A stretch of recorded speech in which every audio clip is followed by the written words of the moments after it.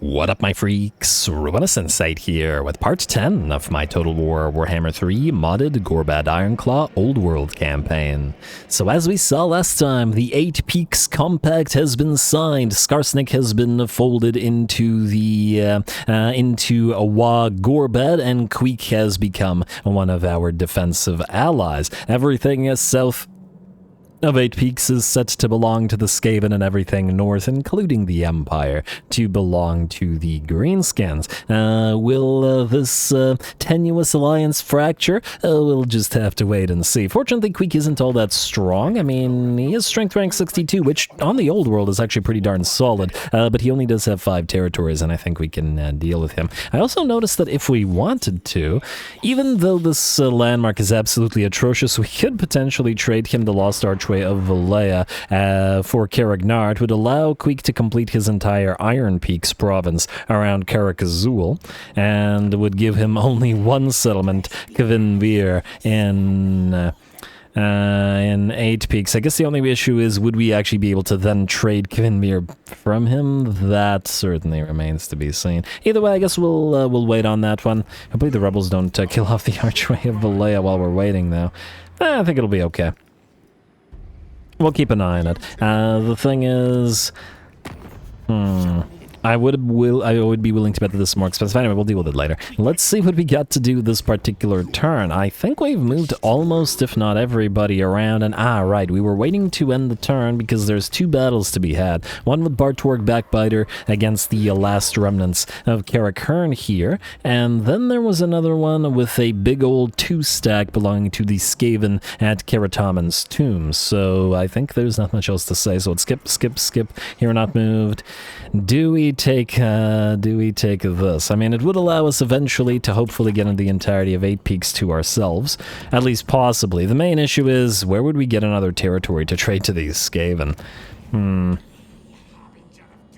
I guess if we were eventually to confederate to these guys, but I think this is a different Skaven faction. Yeah, it is a different Skaven faction because we don't have vision of them. And this is, I think, yet another different Skaven faction. It's kind of hard to tell who Queek's allied with as well, so, yeah, you know, maybe we'll wait on it. Let's end the turn. Let's fight 2 fights, and that might inform us as to what we do next.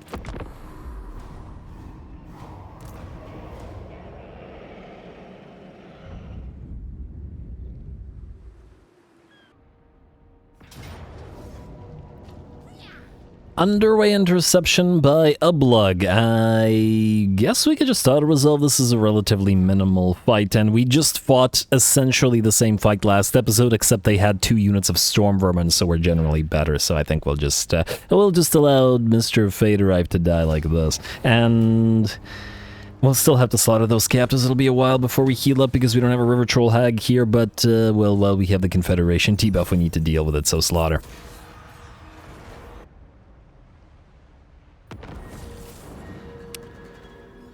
Oh, you gotta be kidding me. I take it that this army, which was previous... I assume that this is not that army. This was the army that was here. The other army probably has started moving north to annoy us even further. Karag Monar has received the plague now, and...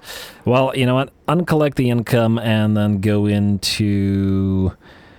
brag about the boss for that plague reduction, and the same thing is already happening here, isn't it? Minus 17, at least in part due to... oh, the fact that you don't have a boss's shack. Okay, well, fair enough. Damn, it's 1,000 gold per turn in this place, though. I think minus 17 might be too much, so we're going to have to uncollect the income. And obviously they don't have Camp Ruckus here either, so it is what it is. Ambush foil, WAAAGH, Confederation... oh, Grimgor, you're doing good work. Confederating another Greenskin tribe. That's actually fine by me, especially if we then get both of their territories in one go, essentially. Swindler, enemy killed in battle, ambush foiled. Ow. Alright. Yeah, and that's why I'm willing to bet that that other army moved away. Now, you would probably be unwilling to attack these guys, but... you know what? Let's move you guys back here. Maybe you can reach them. I would like to see what's going on here as well. Alright, Blorgrader. If we move you into Tanea... huh, I don't actually see that other army. The heck? Maybe it's trying to ambush somewhere. Maybe it actually ran away. Maybe this is actually that army. I don't know. I know that they had two, but I don't know where they are. All right, so what we'll do is... Wait, Bartorg Backbiter, you lost a tactic. Ublug, you lost a tactic. Arguor, you lost a tactic.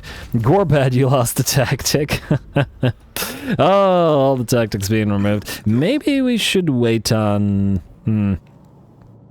Overdoing too many tactics right now. I'm just thinking that maybe we can...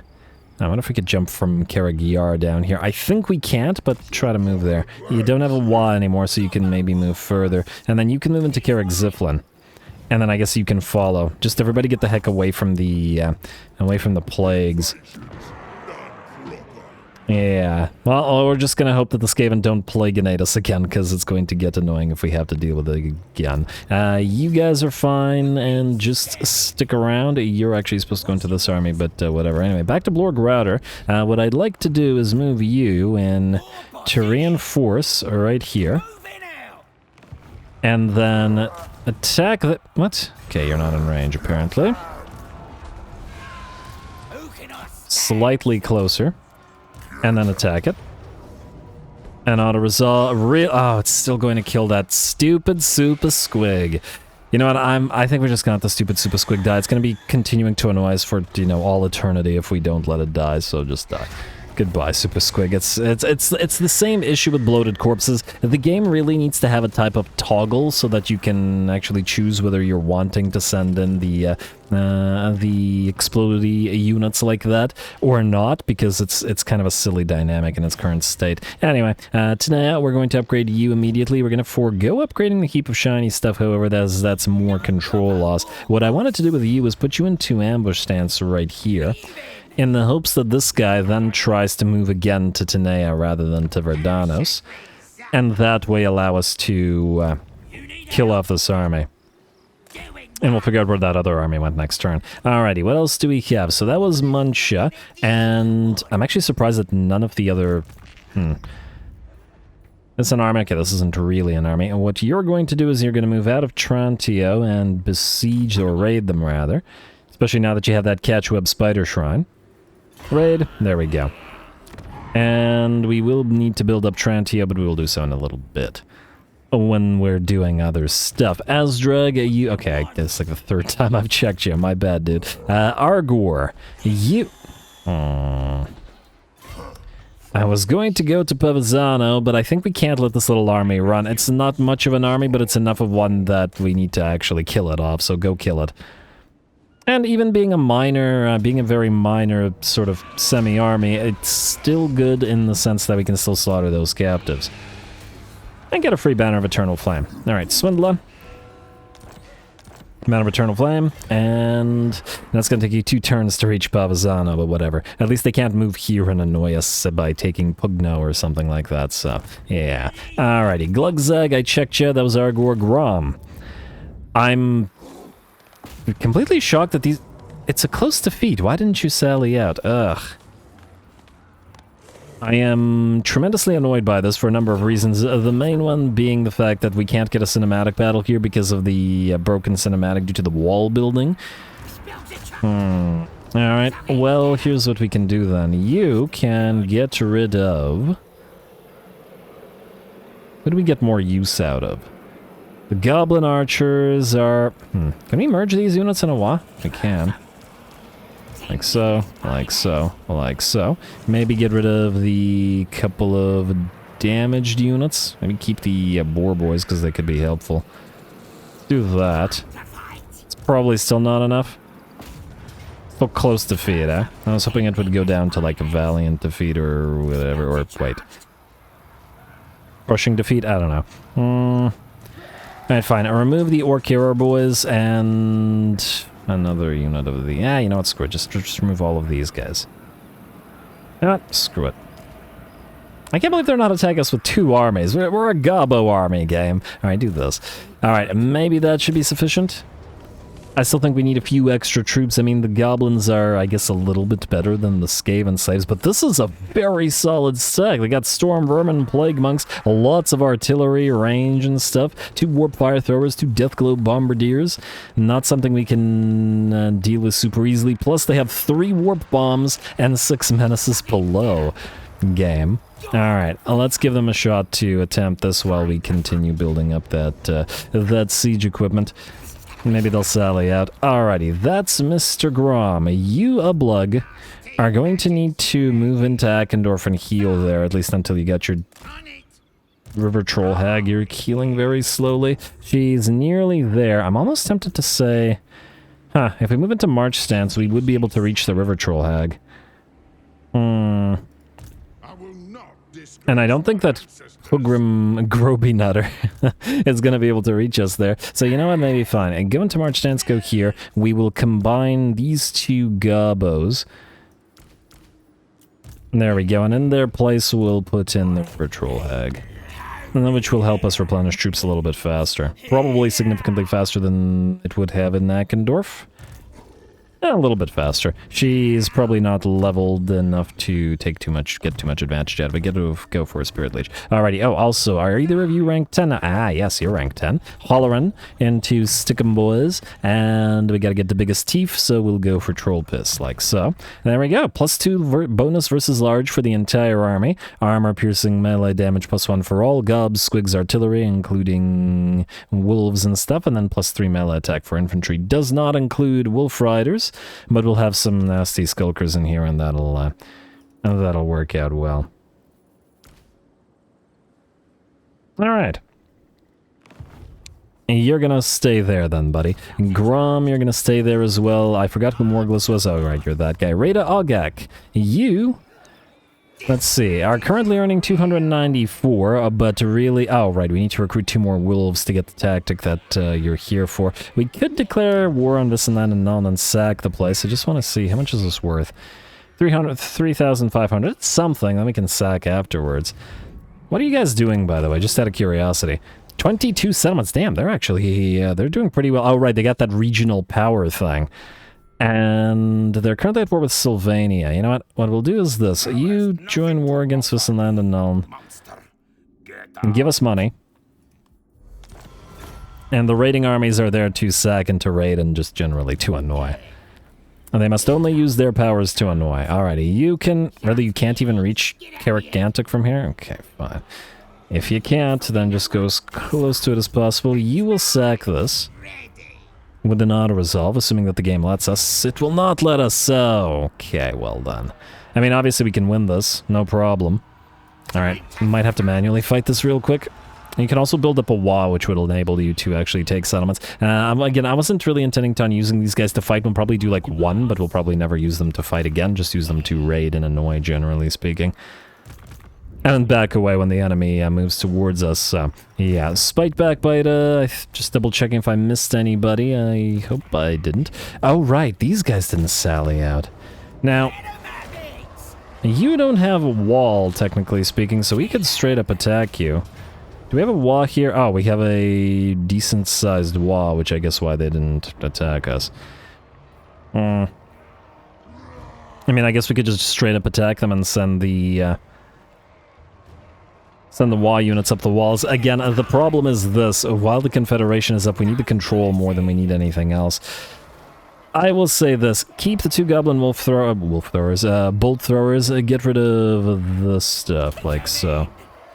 And then... Get her. Yeah, we'll keep the boar boys and 2 bolt throwers, and that's it. The rest should be sufficient. I'm willing to bet that they will then sally out and attack us. Alrighty. Yeah, that's another, I guess, a detriment to having the WAAAGHs at all, is that it turns the AI into more of a coward and not willing to actually attack you. Though, admittedly, you know, dwarfs sealing the holds and not attacking you is lorefully accurate. It's just annoying from a gameplay perspective. Anyway, you guys are fine where you are. Maggot, You are who again? Oh, right, one of our new prospects from the Confederation. To start moving this way, you're going to quickly take Stonefang's camp. Raid while you're at it. You're also going to have to deliver those Lava Spider Rider archers to another army, because we're certainly going to make use of those. Zugrak Armbreaker. You have Arachnophiliac, so you're going to have to go up to the Spider armies. Scout. You still have an Azag to find. Keep going until you find them. Surprised we haven't reached any Azag territories yet, but we'll get there. Maybe we should have waited until the Confederation debuff runs its course, but whatever, it's all good. And I believe that's it. Alright, round 2, we're going to do a little bit... Okay, there's one critical upgrade that we have to do, and it is Somjek, because it will give us a tier 5, our first tier 5, in fact. That's the important one. The other stuff is kind of not as important. Karag Monar, we could build... Okay, yeah, well, we should actually build the boss's tent here, because public order is still a horrendous issue everywhere, and we could upgrade it to... Yeah, might as well. It's more towers, I guess. As in these things, the goblin towers and all that stuff, it's still all pretty important. We could upgrade the Raiden hideout here. Always a decent thing to upgrade. Just gotta be careful about overspending right now. Isle of Zool. We could upgrade you, but at the same time, we maybe want to upgrade the Greenskin Burrows here first.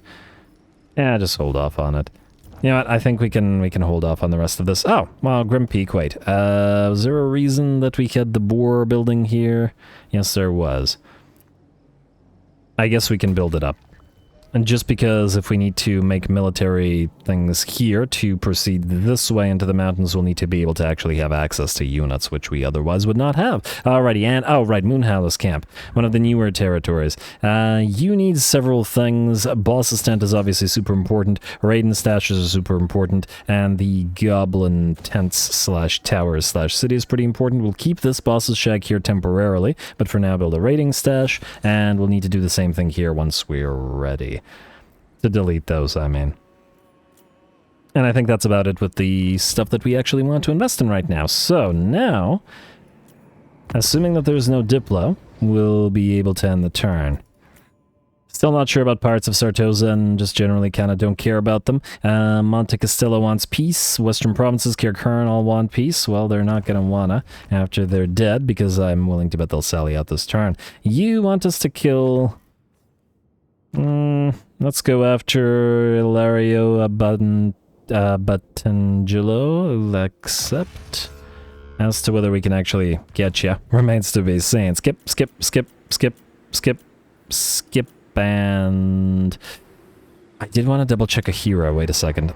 Specifically, we needed a Goblin Big Boss generated here somewhere. We have a Wiggler, but I think it's a Skinna we need, not a Wiggler. Yeah, you're a Wiggler, so we need a Skinna. Alright, well, we'll get you back.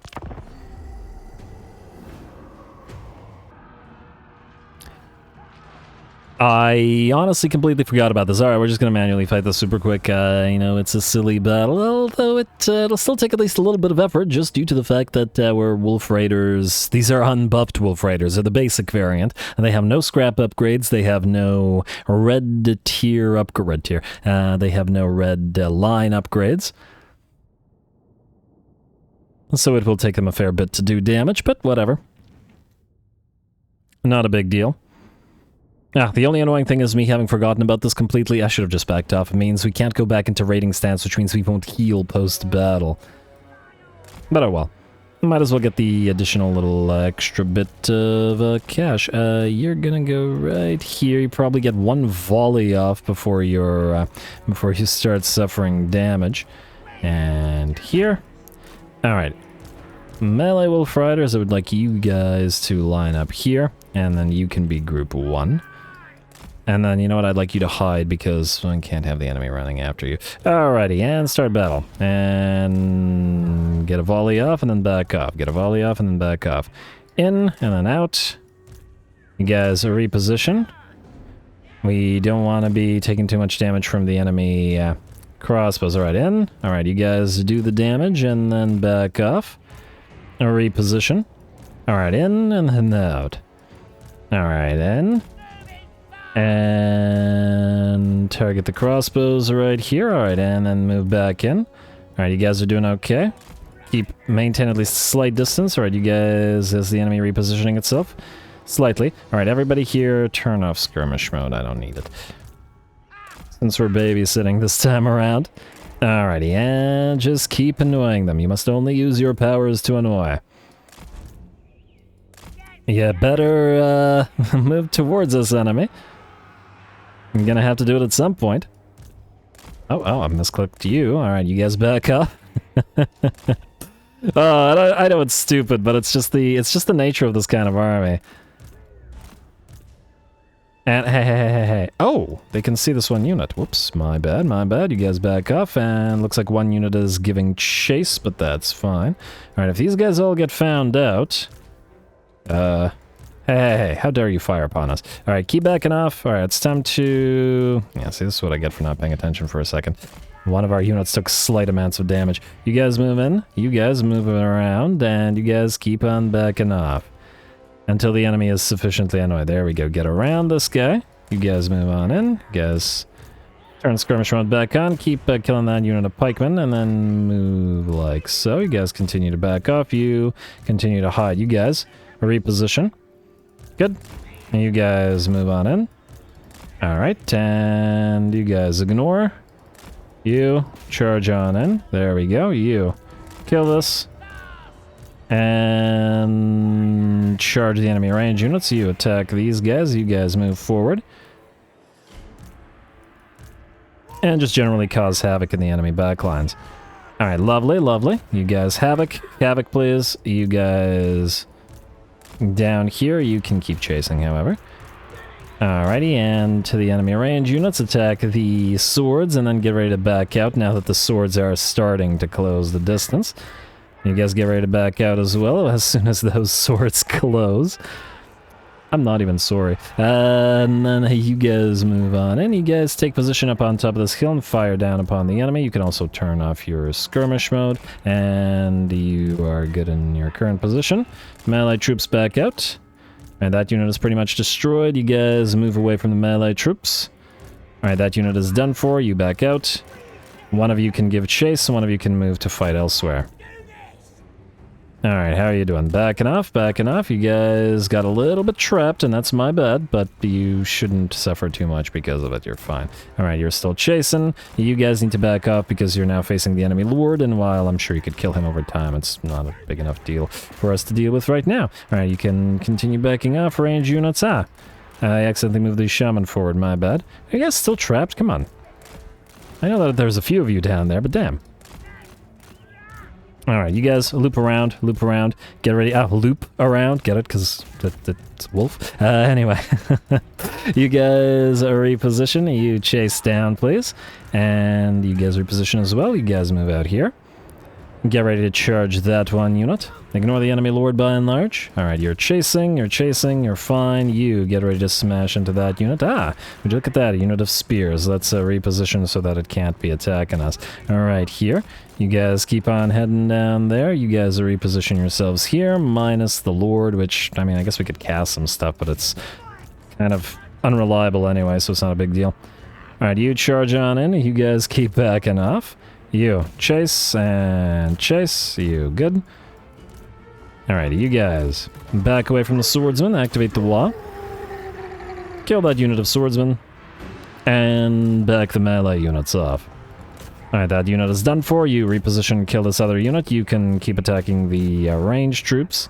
You guys turn on skirmish mode, attack this unit of swords. You are done with this unit, so move on, get ready to chase this unit down once it routes. You back up before the spears close the distance. You guys back off, or continue backing off. You get ready to move on in. Alright, and this unit of swords is still in the fight, isn't that cute? You go here, you back off, you get away from the potential attack from the enemy lord. Looks like that unit is done for, meaning you get back off, you give chase to this, you guys go give chase to this, turn off skirmish mode in fact, and keep on firing. You guys all attack this unit here. Okay, you can actually back off because you're starting to take damage, probably at least to a decent degree to our own units hitting you. Which isn't a big deal, it's just, you know, mildly annoying. Alrighty, you. Good, that unit is done for. This unit is nearly done for as well. Back off rather than engage it. And how are we doing here? This unit's still there, this unit's still in the fight, but probably not for too much longer. You're backing off, go help chase a unit where you can't be damaged. You will fire off a vindictive glare. Ah, there is no need because the enemy is done for. Lovely. Alright, now we're just going to make sure that we chase everything down. You guys, I guess, can keep attacking this one unit, and you go after the enemy lord. You guys go after this. And speed it up. Don't let the enemy lord escape. No, you're gonna take damage to our own units killing you, my bad. Alright, you guys are good. And go chase down everything else. And no, okay. More dangerous to ourselves than the enemy. You guys go after this. Turn off and chase down and kill. That unit is destroyed, right? Okay, you know what? Just in case at least oh, that's got 12 units, my bad. Huh, what should be the one unit that survives? I guess it doesn't really matter, but... Oh, well, actually, you know what? That way we would still get the reward without being forced into not being able to raid. Not a bad thing. I think 12 units is still enough to survive, though. Alright, you're taking 8 years to kill off this poor Empire captain. I guess we're just gonna have to wait until you do. And, okay, you're gonna take 8 years to actually reach the Empire captain. But we may as well knock him out so that we can actually auto-resolve. Clearly we can't trust the auto-resolve with regards to this poor army. At least until we have it leveled up and such. Alright, come on now. Slowly but surely working their way through the Empire Captain. I wonder if our Lord can land a few extra hits. Go for the sneaky stabbing, I guess. Oh, and of course, the one time post-battle that you sneaky stabbing, that's when you frickin' miscast. Okay. Maybe I should have sneaky stabbing on you instead. Cooldown reduction. Really? You miscast using madcap mushrooms as well? You're just miscasting on everything now, ain't you? Alright, well, let's wait until the miscast is down, and then we'll... Yeah, take no damage to the course of the battle, and... Okay, at least he didn't miscast this time around. Alright. Stab him while you have sneaky stabbing. Come on, you can land a hit. I know that you're a shaman, and this is what you're really made for, and... Okay, there we go, sneaky stabbing is out. This is completely necessary, guys. Completely necessary. Trust me. If we had a little bit more ammunition on the doggos, I might be able to just shoot the guy up a little bit faster. Possibly. Oh, there he goes. Alright, good enough. No more of that, trust me.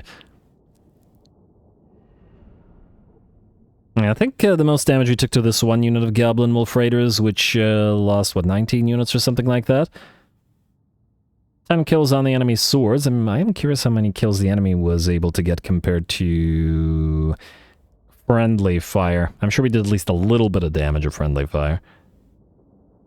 Not that it matters over much, and a single turn of raiding will heal it up. The problem is, until we have a River Troll Hag, this army, the raiding armies can't really heal. And you also got to remember that the River Troll Hags also have a plus 20%, I want to say, to... or is it 30%? They have a plus to raiding trait on them. So in the same manner that we want these raiding armies raiding, we also still want the River Troll Hags in every army, including this one. Anyway, I'm curious, is 12 enough for the unit to have escaped? And no, it is not. Okay, that's good to know, to some degree. Minus that we can't slaughter captives. What we can, however, do is sack the place. Wait, are you telling me those cowards still didn't attack? Hey, tactic unlocked, surprise savagery. Which one was this? Surprise savagery. That wasn't the one I was looking for right now, was it? Where is it here? Not here. Not here. Wait, what the heck?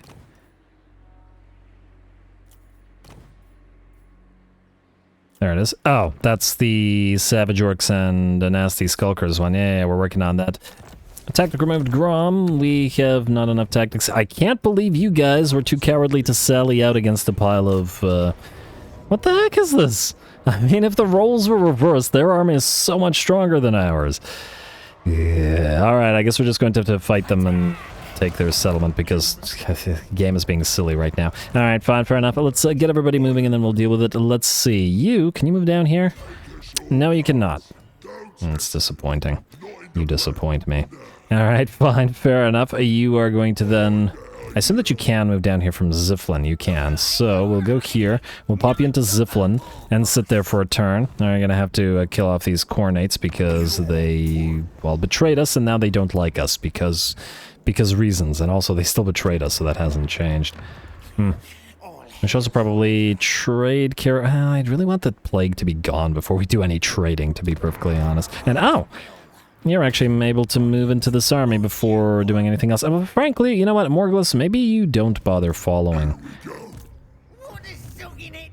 We can leave you as you are. You can deliver some of these units to Skarsnik, so start just traveling this way. Probably a better use of your time and our time. Anyway, Blorgrader and all this. Okay, so the ambush clearly failed, and this army also moved away, and I don't know where the other army went. Alright, fair enough. You're gonna go here. They just run? Okay, I guess they ran. Well, that's fine. We're going to split off this several armies into one army. Alright, so we need to figure out how exactly we want to do this. First of all, Blorgrader, you are... Okay, you can just go into march stance. You need to take... not the Night Goblin Shaman, but the Goblin Big Boss, I want to say. This is the sneaky get, right? Or the one that buffs sneaky gets, yes. Nasty Skulker, whatever. Right, so that's fine. You now have room for 5 units. And we were going to transfer 6 units. Oh. Huh. Is the Durkit Squigs one extra? Because we wanted to... I guess we could do 3 Colossal Squigs rather than 4 as I was originally planning. Oh, actually... I have also just realized that you're going to need the... You know what, maybe we'll only keep 2 regular squig herds. The thing about the regular squig herds is, well, one, that they go into rampage. I suppose these guys do as well. That these guys can be summoned using Night Goblin Big Bosses. So we don't technically need them in the army for just unit variety. But we will still need a River Troll Hag in this army. That hasn't changed. Anyway, so you can have 1, 2, 3, so that'll give you 4 Mangler Squigs. And then we'll give you 2 more of these to become...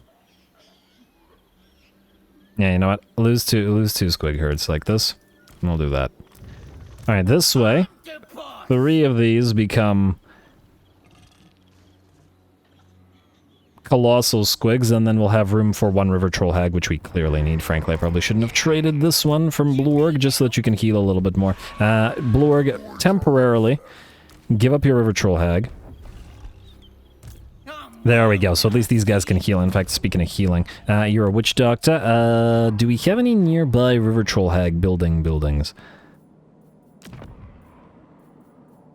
I know that we had some, but I don't know if there's any nearby enough. Okay, we have some here. We have a Great Crappa. We have a Terrify. Okay, we'll take the Great Crappa, and we'll get you on field here. I wish they weren't so incredibly expensive, but they're kind of necessary everywhere, so it is what it is. You guys are good. Then, Azdrag One Finger and Morglum Deflea. Now, Morglum Deflea, I don't even remember what I was going to do with you, because Azdrag is going to be trolls and other things. Huh. We can give him some of the Night Goblin regular Squig Hoppers at least. Like so. And then combine them with some trolls. These guys do have Vanguard deployment, so it'll still work with the troll Vanguard deployment that you have. You'll probably want at least 1 more troll, and then maybe some other units. You, Spite Backbiter, are the stabbiest, and Morglum Deflea, you're the stabbiest as well. So you're both good, in the sense that you can both command armies. You know what I think we'll do? You can transfer to Spite Backbiter for now. And... well, you know what? We could probably... Some of these squigs are supposed to go to the fire army because we can give them fire attacks. And yes, I know that this feels like a lot, but once they're colossal squigs, it'll feel like a little bit... it'll feel like a little bit less. I might just do 2 colossal squigs in this army and then put a couple of squig herds back just because of the principle. Don't want to go too heavy on the more elite troops. Anyway, Morglum, I would like you to do 2 things. Well, you know what, no, stay here and leech. I was going to say take the ankle shankas and stuff, and maybe not right now. You can sit in Verdanos and recruit next turn once these guys are ready. Alrighty, that was a lot of effort. Now, you are going to sack Ducezo, and then you're going to occupy it. You still have Stick 'em Like Pigs, which was the important one. And let's get you back at least regimental. There we go. It's a 300 gold per turn, which is not insignificant. Yeah, alrighty. You should be able to sack this no problem, though you won't be able to reinforce anyway. Alright, sack. And to resolve will damage us a little bit, but another Forbidden Rod. Nice. Sack the place. And then occupy it. Another Swindler, Snotling Scavengers, Audacious, Ransacker, move on in and occupy. Oh, lovely. And you are rank 17. Do we need to do anything with that? I guess you can go hard as nails. We're nearing to getting some rank 7s, especially on the pump wagons, so we should probably take advantage of that when we can. You are also trying to get to Retinue Physician. Grab Raiders, or at least keep going through Raiders. It is plus 20 at a max rank. And then you are going to be saving your points for a while. Alright, so just stay as you are, bud. The other thing we want to do is you have now completed your Doom Divers and your Savage Giants, though funnily enough we'll be able to get access to Arachnaroks relatively soon. Keep moving this way. Alrighty, and I'm just going to once again... Oh. Yeah, no, they can't reach us, but at least we found those other armies that I was talking about. At least there's that. Alrighty. Arguar. I think you can't reach Pavizano, so you're just going to go there again. They'll probably run again. Grom, I still can't... Oh. Huh. Alright, they should attack us next turn, right? They've got another army moving in. It's not much of one. I still can't believe that they didn't attack us with the previous fight. Yeah. What do we have here, incidentally? We have net them up. You know what? Get rid of these. I just want to guarantee it. And if they don't attack, if this was possible as a cinematic battle, I would have just done it, but it isn't, so I haven't. I guess net them up is a decent option. We have Stick 'em Like Pigs already and Regimentals on a cooldown. Immunity to contact effects is decent against the Skaven, but we're probably going to get more mileage out of the additional missile strength. And the possibility of netting Jerkos up before they charge us, depending on the specific Jerko. Fine. I just gotta be careful about running out of plans because Gorbad needs to fight battles in order to get plans, so there is that to consider. Anyway, Grom, sit there. One more turn, please. Raider, Raida, Ogak, and Raida Turg. So I would like you to move in here. Like so. And I would like you to move on in and sack this place again. Now that you have 2 armies, they still took way too much damage, but it is what it is. Sack. There we go. And... oh, -5 up game fashion. Does that happen every time you sack? Huh, I wonder. Alright, you guys are going to have to stay near each other just in case you get attacked, because I'm somewhat concerned now. You can... You can get loot... wait, no, Raida. Yeah, more raiding. Alright, there we go. They're not raiding too much here because the place isn't generating too much money, but, well, it's fine. It's purposeful. Mr. Bartorg, it's time to strike. Since the dwarfs have decided to be cowards, we're just going to have to work our way through their settlement, since they won't even attack us with this. Go.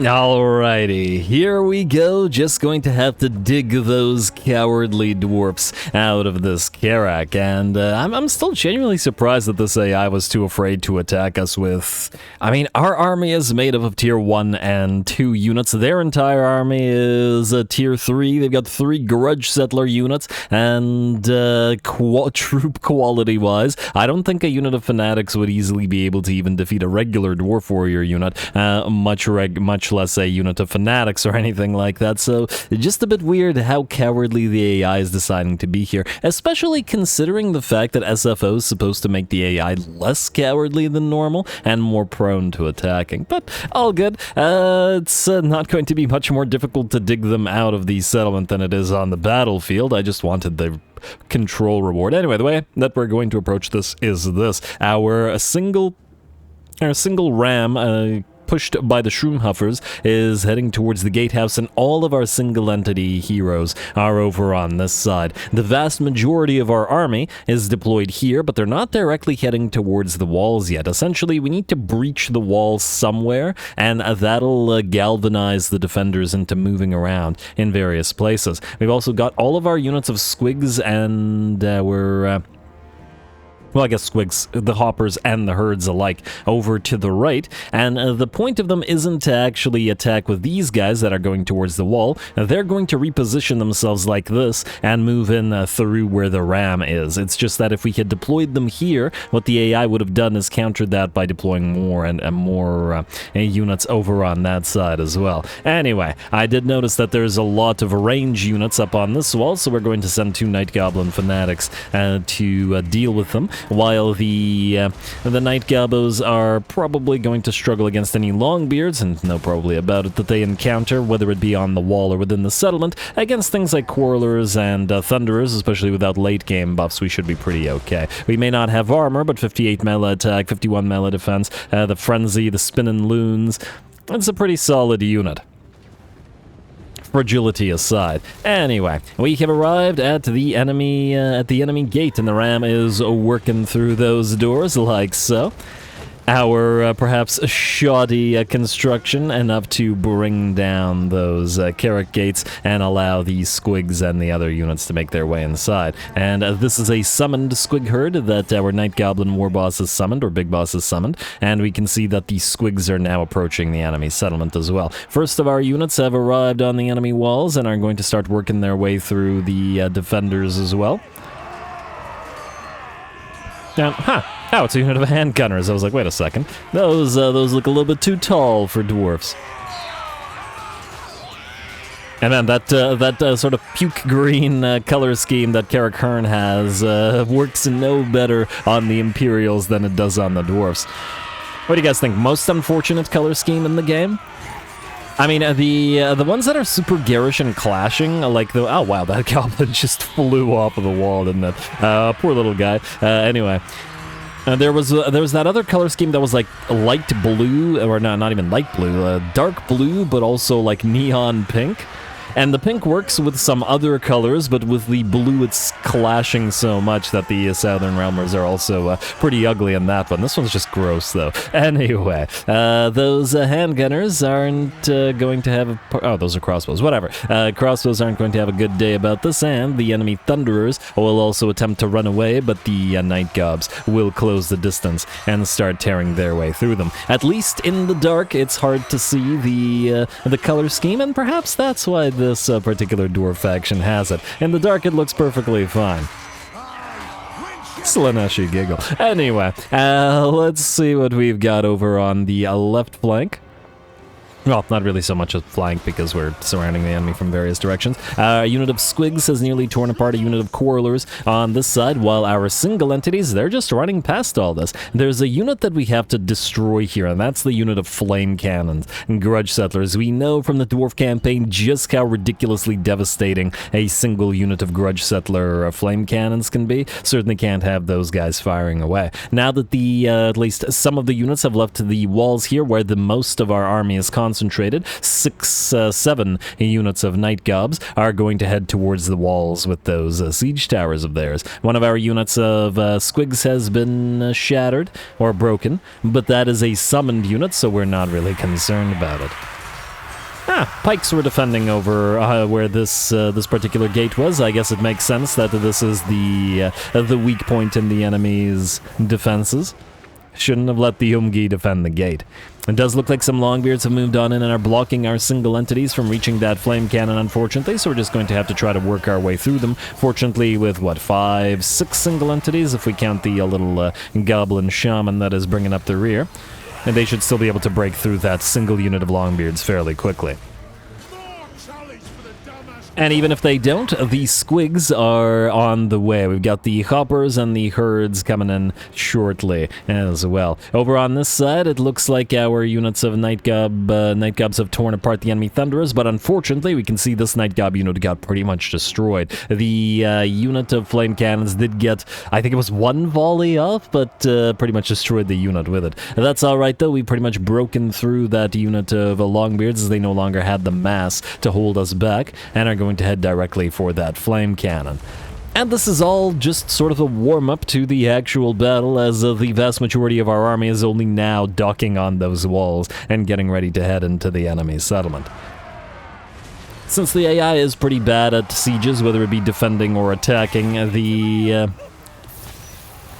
I'm not sure that they actually have a better chance here than they do on the battlefield, where all of their units would have at least been together in a dwarf box, able to support each other, rather than, you know, the walls being breached in a dozen places and us obliterating their units one by one. Anyway, we've closed the distance with the flame cannon and the grudge settler, or is it just regular grudge thrower? Well, grudge thrower, There's a unit of thunderers defending the place, but that's not going to help them all that much, and these SQUIGS are very much on the approach. Looks like that Longbeard unit was destroyed as well, the one that blocked us off, as it got trapped between a unit of Squig Hoppers and a unit of Night Goblin Fanatics. Lovely. Mounts of power remain... Well, actually, it's shifted slightly in our favor, despite the fact that a full half of our army has not yet engaged. We are getting at least a little bit of action out of our WAAAGH unit as well. I was going to say units, but it's mostly this one unit of Orc Boar Boys, which have broken through the gate and are now working on this unit of isolated Trollhammer torpedoes. And once the Trollhammer torps have been destroyed, they can head into the main enemy settlement, perhaps to support the incoming mass of Night Goblin Fanatics.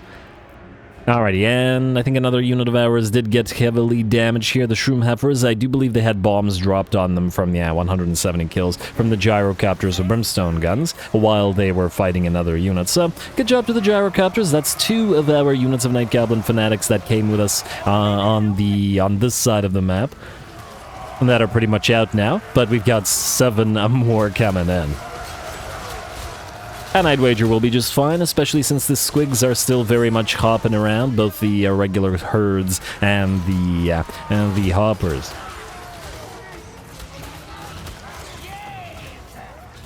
Looks like the spinning loons have been released, and for once they're... I was about to say they're going in the right direction, but it looks like they'll go just past the unit of Longbeards.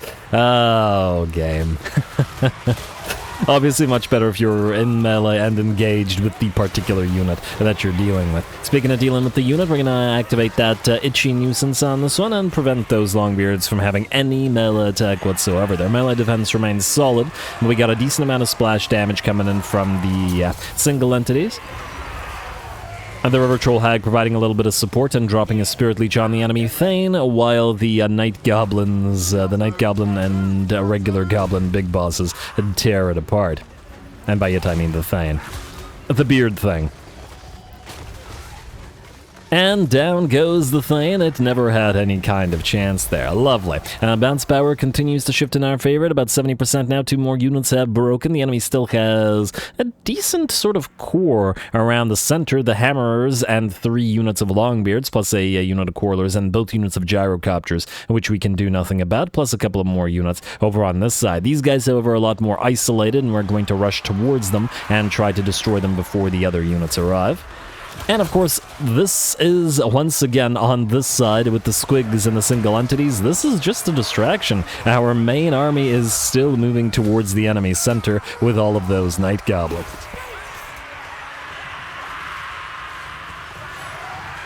It does feel like a lorefully appropriate tactic to use with the Night Goblins as well, however, as opposed to with the sort of more orky heavy army.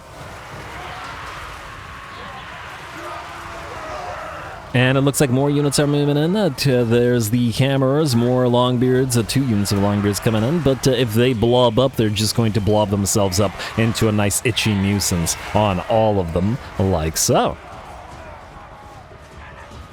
That was the itchy nuisance, right? Oh, no, that was Helm of Discord. All right, fine. So Helm of Discord first, then Itchy Nuisance, then Soul Blight, and then just around back again to basically prevent the enemy from having any real attacking capabilities. Works quite well if the enemy wants to blob up around us. Unfortunately for us, though, the Brimstone gun's been doing really well in this particular battle. 181 and 227 kills, and definitely the stars of the show for the enemy. But again, they've left an entire side of the enemy settlement open, and here come the vast amount of Night Goblin fanatics, all fresh, all at full HP. 3 units of archers ready to support, 4 units of Night Goblins with those little daggers of theirs are ready to cut them down while they wait to release their spinning loons. And in the lead, to absorb as many enemy hits as possible, we have our boar boys as well. Alright. And just a little bit more distraction. Our single entities, by and large, are fine because they have, well, they're protecting each other, and of course they have the blob of squigs. Although, admittedly, at this point, the squigs have taken some damage and are down to all about 25-30% of their HP, meaning we're just going to have to start backing them off rather than continuing to contribute to the fight, and maybe destroy this one last isolated unit of Longbeards, and then simply back away. I do believe we have a Tormentor Sword in this army as well, so we can always stop the enemy and just run away if needed to. But we're looking like we're gonna be fine. Boar boys have made their way down the ramp and are gonna head towards those Quarlers, and they should be able to rip them apart no problem. Of course, this is just a random little WAAAGH unit of boars. But, and unlike in Gorbad's army, they're not going to be nearly as effective, but they should be able to deal with a single unit of Quarlers, and just fine. Especially with the help of Night Goblin fanatics smashing into those units' backs. There we go. Alrighty, the rest of our units are making their way forward. We've already captured the key location. We're going to, might as well, grab the Victory Plaza as well, for 2 reasons. One, just to start the victory thing, but 2, because this is a really good position to put your range units. While these guys remain in the fight down here, the Hammerers and the Longbeards, we're going to position our Night Goblin Archers up there and start firing down on the enemy below. Not like the range fire is going to be a threat to our single entities, but it certainly will be a threat to the enemy. Well, something of a threat, I should say. The Night Goblin Archers still don't have a lot in the way of armor piercing, I readily admit. But at the same time, the enemy doesn't have a lot in the way of attacking capabilities. Even the Hammerers with their high attack are down to a mere 13 with that Itchy Nuisance. And Itchy Nuisance is... and not quite 100% uptime. I think it's 5 seconds between the cooldown and the use of it. So if you have 2 Night Goblin Shamans, or a Goblin Great Shaman and a Night Goblin Shaman, you can basically permanently uptime Itchy Nuisance for all time, which is pretty great. Alrighty, and the Itchy Nuisance looks like it's ending, but poison, lethal poison and toxic venom, the Hammerers are down to about half HP, and the arrows have begun to rain down from the Victory Plaza, even as the victory tickets begin to count our way. There we go. I guess the little Night Gobs don't need to see what they're firing at, because there's a big old mass of dwarfs and down below, and it looks like the dwarfs have realized that their doom is upon them, and will in fact shatter. The last of the isolated units have been overrun by the Night Gobs that are still heading down the ramps, and are going to chase down and destroy the last remaining enemy units. Only the gyrocopter pilots will escape and live to tell the tale. But not really, but you know.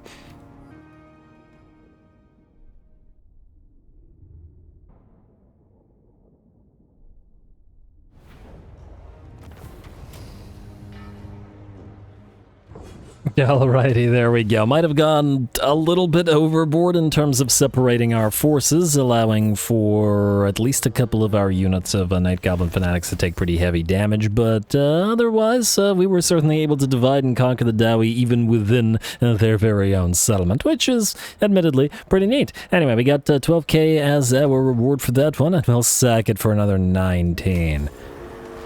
Oh, lovely. Certainly could have used that cash. Swindler, another Helm of Discord, another Snotling Scavenger, Plunderer for Bartorg, and Bartorg, you're going to occupy this and heal up. Alright, faction destroyed. Carrick Hearn shouldn't have foolishly declared war on us in the manner that they did. Don't collect the income for this turn. We will collect income, just, you know, not this turn. You are going to immediately go into a boss's shack or tent, and then you immediately are going to go for more raiding stashes, more sacking, and etc. value. You've reached rank 12. And I guess, wait, how close? Ah, we're not that close. I was wondering whether we were getting close to the higher tier 7 ranks, but it might actually be better to wait until we're rank 15 and get the elements that we want out of that portion of the tree. You already have the biggest teeth, but we still want to get towards Shroomsin, and that hasn't changed.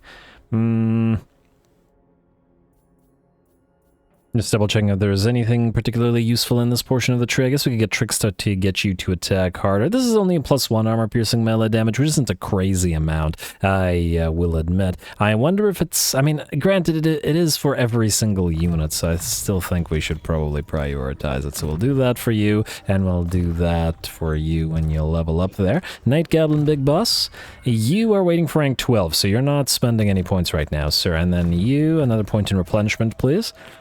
And we do have, well, we'll want another point in Spirit Leech, but otherwise we might want to save towards Retinue Physician in order to be able to heal up more and faster, etc.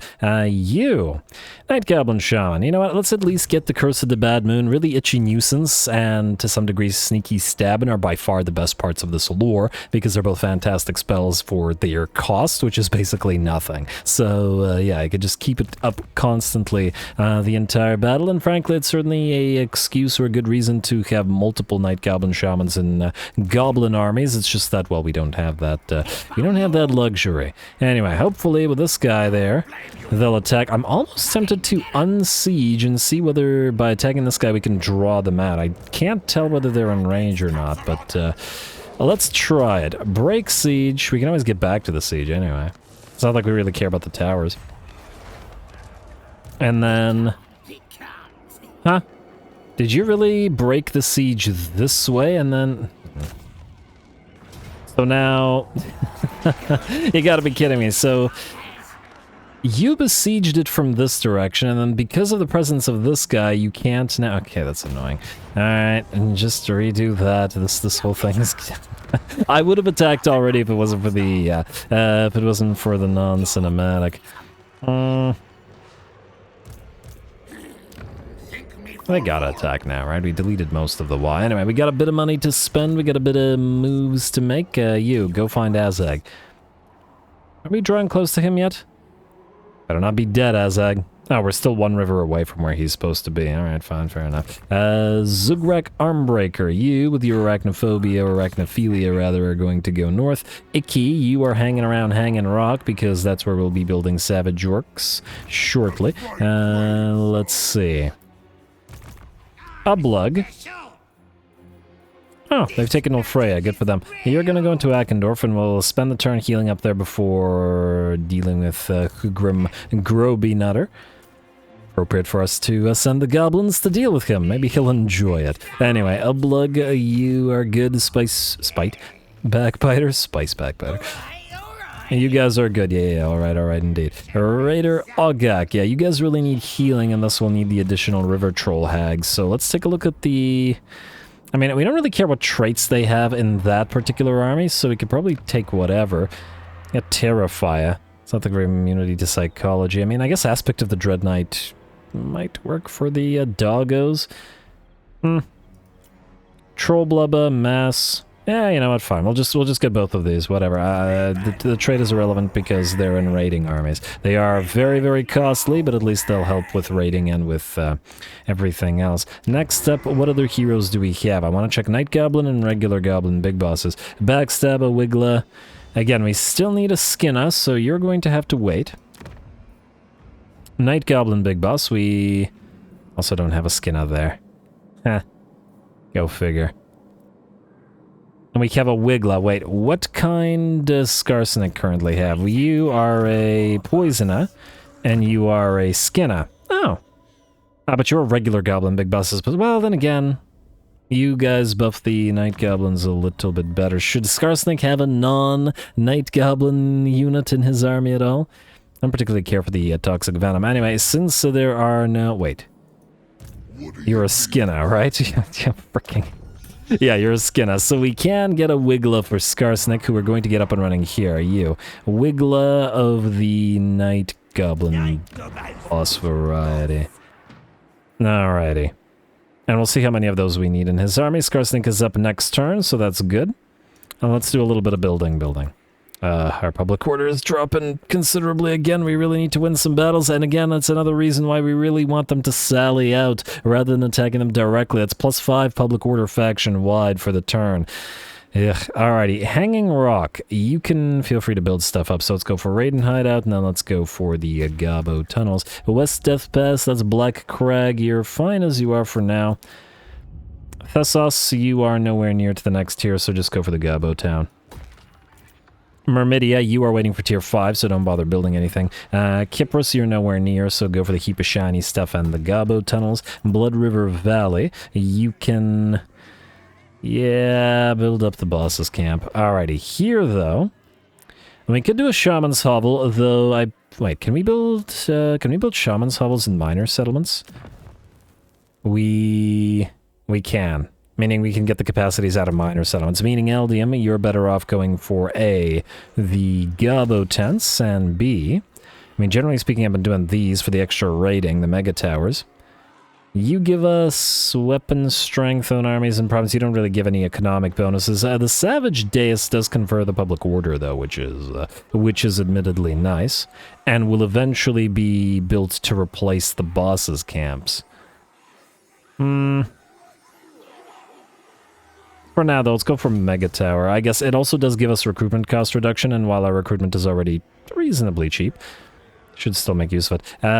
We'll wait to upgrade the Gabo Town here, so don't bother. You could be upgraded, but right now it's a waste of money. You can be upgraded, I guess, for the Horde. And while we will need to adjust that settlement somewhat, that'll be a bit. Heldegrad, you're waiting for tier 5, so don't bother. Broken Tooth Camp, ah yes. Alright, so we'll start with upgrading the Gabo City, because they're wait. It'll be a while until you're tier 5, so we'll wait on you. What can we build here? We can build a pile of shiny stuff, and we can, I guess, start on the Mall Tower as well. You, Moonhell's Camp.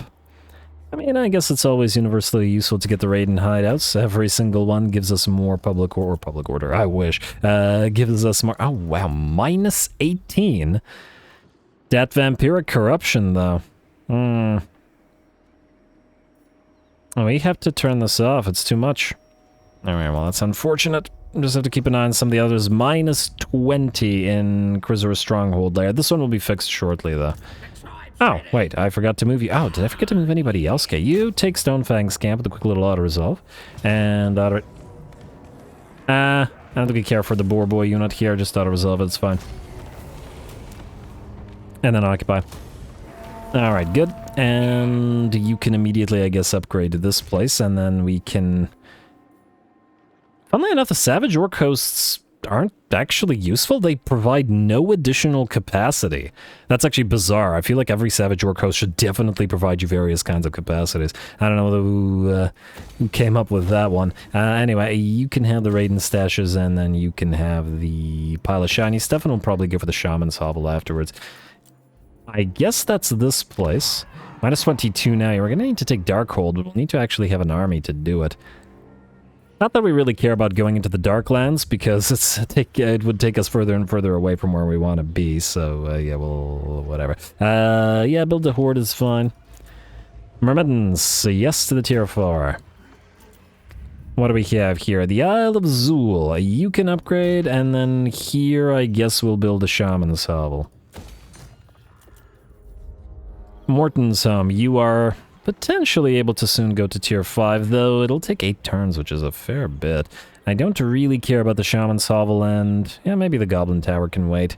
Alright, fair enough. Mount Silver Spear, you're fine. A Flying Fortress, you can keep upgrading the Gabo tents, because that's the critical thing here. Akendorf, you're in the same situation. Go for the Gabo town.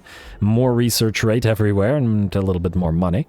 Although, eventually, the Orky economy is such that it won't matter.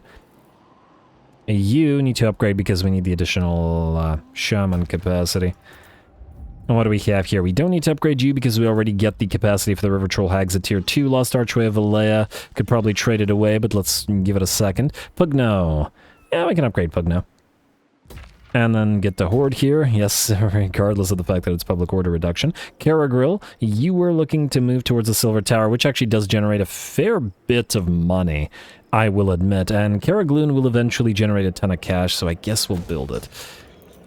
Alrighty, and then Trantine Hills, one of the new territories. Alrighty, I guess we will immediately repair the greenskin burrows here, and yeah, keep the horde, and also build the Raiden stashes.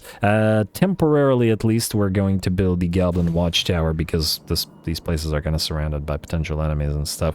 I see Tobaro's still kicking over here, and oh, Tehenowin's nearby. He's not gonna like us. He's not going to like us at all. Anyway, Raiden stashes for you. Obviously, the boss's tent. Obviously, the Gabo tents. And... Mall tower over a shaman's hut. Yeah, mall tower. Alright. It looks pretty good. Now, the potential trade of Kiragnar. 1 turn. I guess we wait 1 turn. I just want to double check that it's actually... can we actually trade it? How much is this worth to you? Where is it? Lost Archway of Alea for Kiragnar. Minus 1.8. We'd have to give him 1.8k. Although I guess what we could do is delete the pile of shiny stuff here, replace it with a military structure, and then they'd probably be willing to do it. Assuming that the place doesn't rebel by then. But anyway, other than that, I believe we're good. Let's end the turn, and Skaven, you better not screw us on this. We really need the extra public order, so come and get us. Alright, not what I was looking for, that probably means they won't attack, will they? Well, oh wait, what if we auto-resolve this and then take sufficient damage? Maybe that will do it. Can slaughter captives. Oh, you gotta be kidding me. Wheel Rat. Clan Vulcan. Huh. And they're a non-aggression pact. What the hell, man? Huh. I think maybe we can get Clan Morse to betray you and attack you, because they're our friends and you just betrayed us, which probably makes them dislike you, Vulcan. I don't know what the heck the point of that was. You were at plus 49 and you randomly break our non-aggression pact?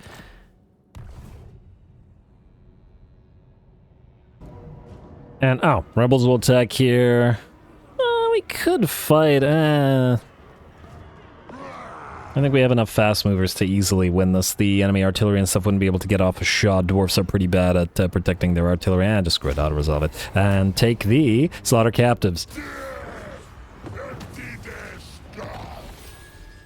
Alrighty, at least we got some slaughter captives out of that, because we really needed 2 more turns of that darn confederation. WAAAGH has got Dung Shoveler. Okay, good for you. And come from... okay, that's the Swindlers.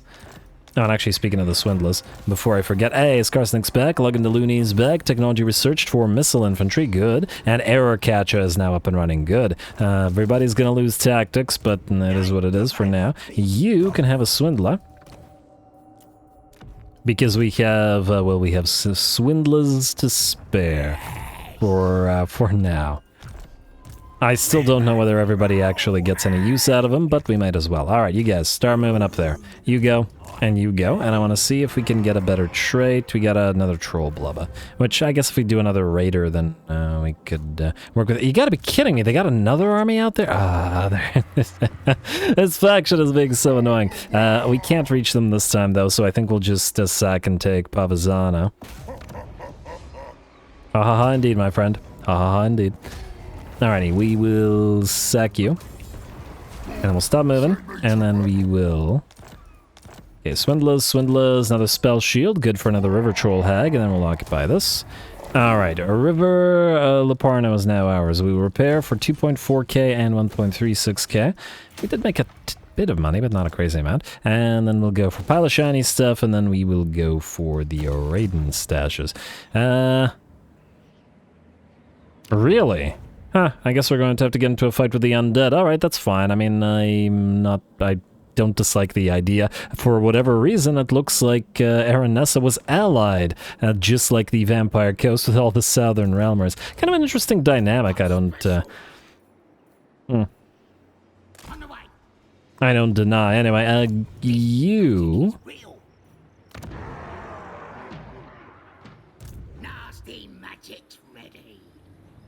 yeah, alright, we're not gonna wait. You guys are you're gonna continue moving towards Pavona. 20,000 sack value. Yes, please. More Raiden stashes, more sack value. Go here. You at least have all of your stuff. And then raid it again. Alrighty, and I want to... let's see. Goblin Big Bosses, Poisoner, Wiggler, Backstabber. At least our capacities are rising. We still need a Skinner, though. Man, we had like 1,000,000 Skinners, and then now we don't. Rude. Anyway, Brovska. Skarsnik, you're back, sir.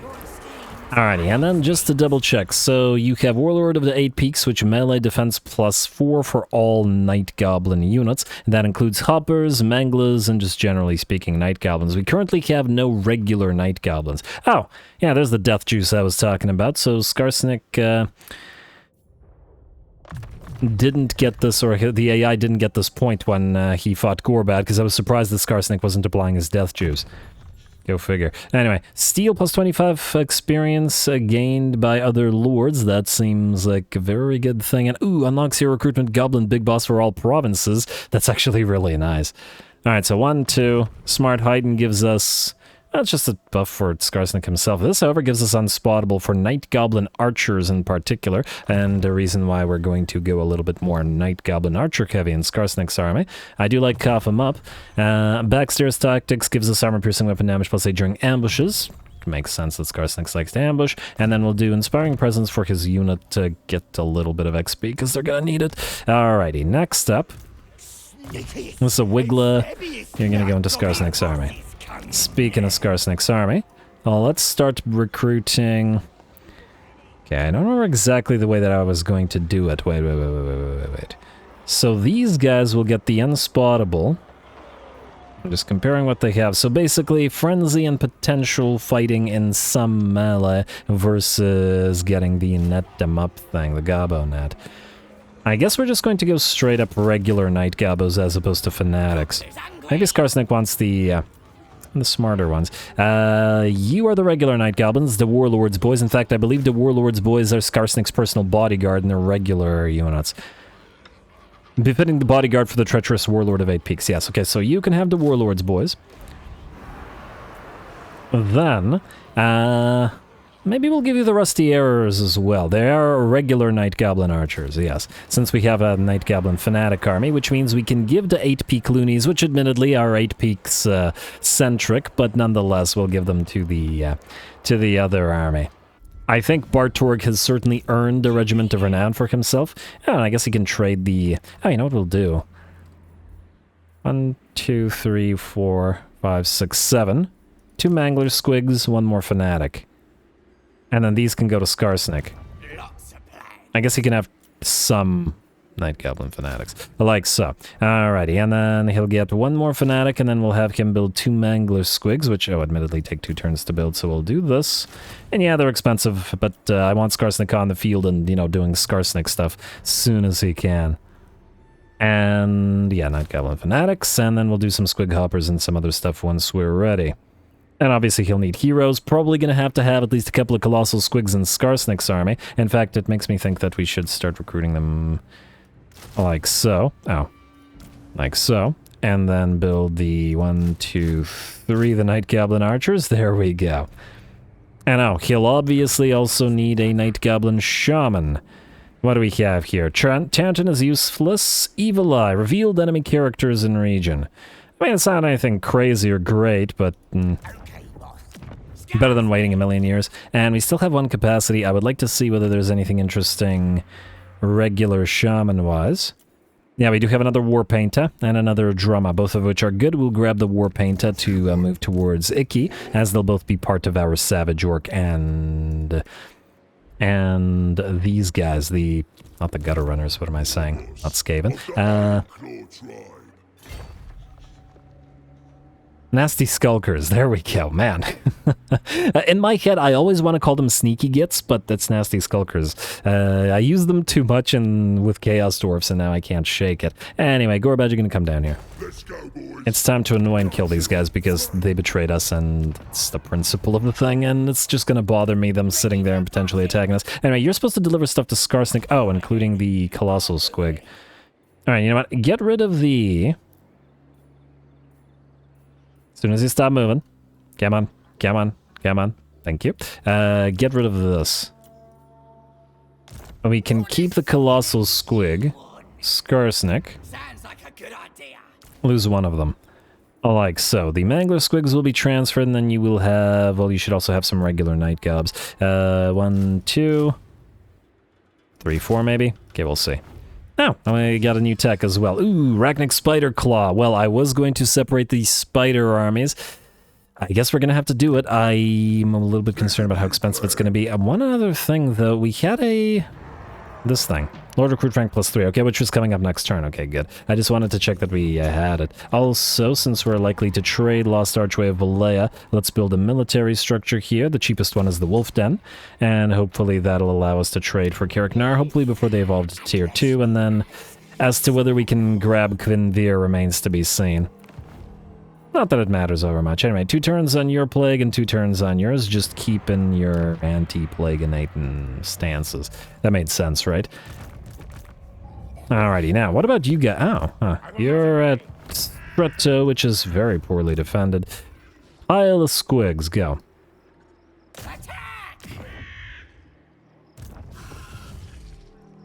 Alrighty, close victory. What do we have here? We do have 2 armies, but it's still probably not worth our time. I'm a little bit worried about the interception, though, Blorgrader. You could move in. Ooh, Azdrag One Finger. We need to get close enough without being intercepted, so try here. And... okay, now you're still okay. If everybody can leech and do your thing, that would be swovely. You two not as critical, because you're supposed to recruit stuff. Alright, you're gonna go in, we're gonna auto-resolve this. We have no super squigs that will be exploded unto uselessness.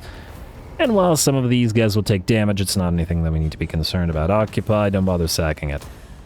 I just don't want to deal with the interception. Azdrag, you got a Trickster's Helm. Feels appropriate for you to some degree, though. You know who else feels like they should deserve a Trickster Helm? That sounds like a Skarsnik type deal. Also, you can have a Swindler. Don't tell me we're out of Swindlers. No, we got plenty of Swindlers. Alright. Skarsnik.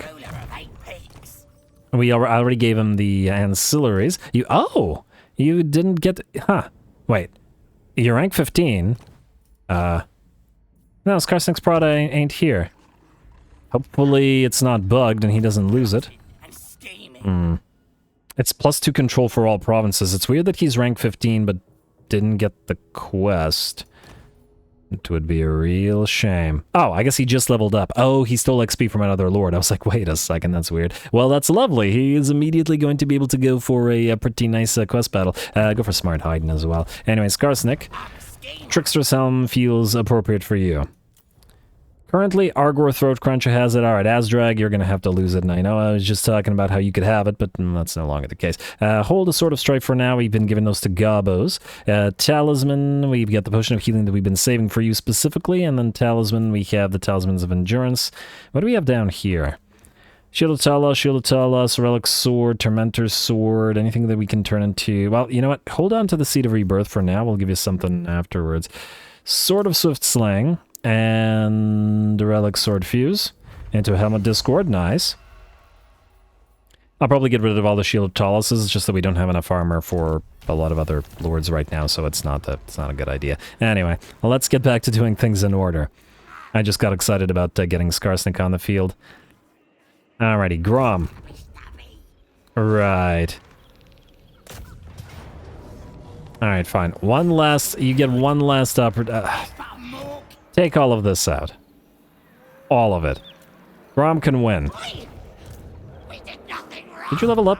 You did level up. Good job. Oh, but you're saving your points, so you can't use the level ups anyway. But the Spider Gob certainly can. Go for Grim Trophies. Alrighty, what about you guys? Rank 8 and rank 10. Hello. That means Hollerin into Stickum Boys, into, I guess, Troll Piss, and then into the biggest teeth. Afterwards, you are still waiting on your points, so you River Troll Hag can get replenished. You know what? For the battle, perhaps we'll go for Spirit Leech. Soulblight is nice, but we already have Itchy Nuisance from our Grom here. And Spirit Leech will be needed for the Assassin and the Chieftain, which are just straight up annoying. Alrighty. Who was next? I regret not just immediately attacking, but I really thought they'd sally out against a full Gob army with, what, 2.5 stacks? And an elite stack as well in their main structure, so it's weird. Anyway, you guys are supposed to go to different territories. Who has more HP? You do. Go this way. And then... there we go. Keep raiding. If you're wondering why I haven't given them the tactic that gives them more rating bonuses, it's that we're waiting until they're higher tier. You're at least tier 5. And you need to be rank 15, but you could probably do it. Alright, go for Raider. And then we'll do... I mean, I guess we could start moving you towards WAAAGH. A little bit concerned about you guys getting attacked while you're damaged. For now, though, you can get raiding parties. Plus 50%, plus 25%. Equip. Lovely.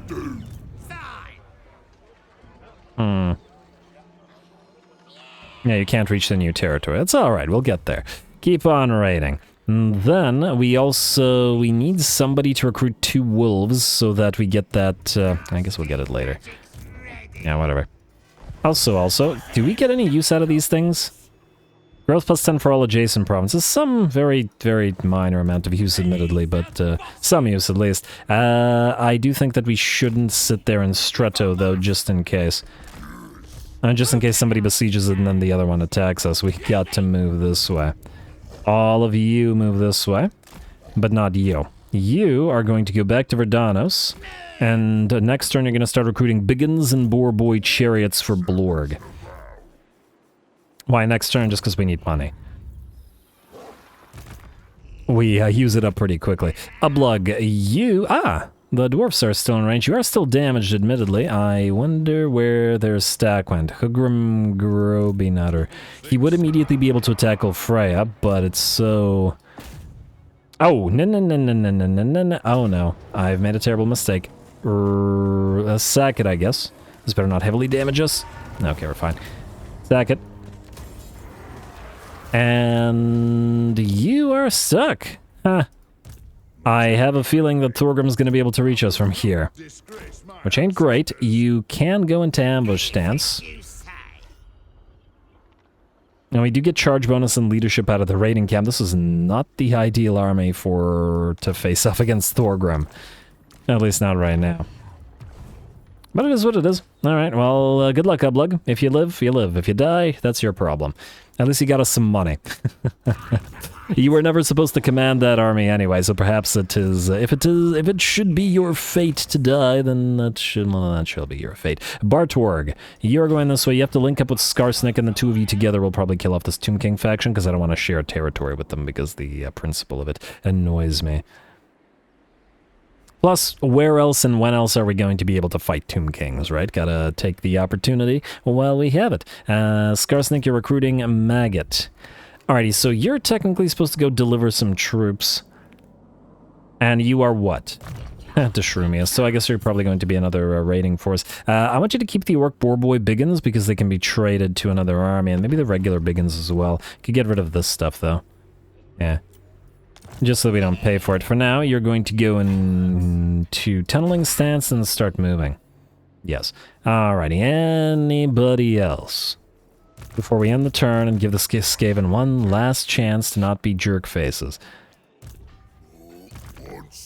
Ah yes, arachnophobia guy. Alright, and well, we're getting the Spider Lord up and running next turn. Oh, that means we're gonna need to build more spiders. Wouldn't you know it? Alrighty. I'm not gonna bother checking the money because I don't want to deal with it. Commandment. Any commandment that's useful here? Unit XP. Construction time for buildings. Income from sacking settlements faction-wide. It's plus 1%, but it's better than nothing, so we'll do that. Oh, actually, wait. We can do brag about the boss because... Well, actually depends on how much movement we have remaining next turn, but I guess we'll see. Anyway, skip the outpost, double-check Diplo.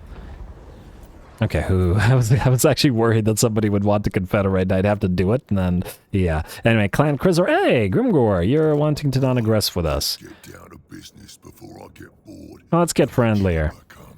For now. If we have to betray him to beat him up, we'll betray him to beat him up, but at the same time it might be better to just start building good relationship with him. Anyway, now, we're going to end the turn, and you Skaven, you better not screw me this time.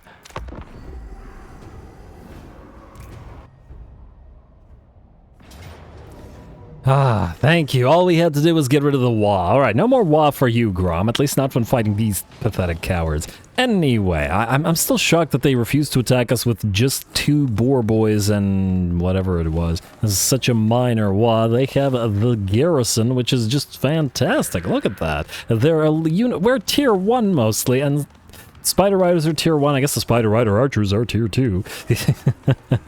No, I'm going to enjoy this. Die.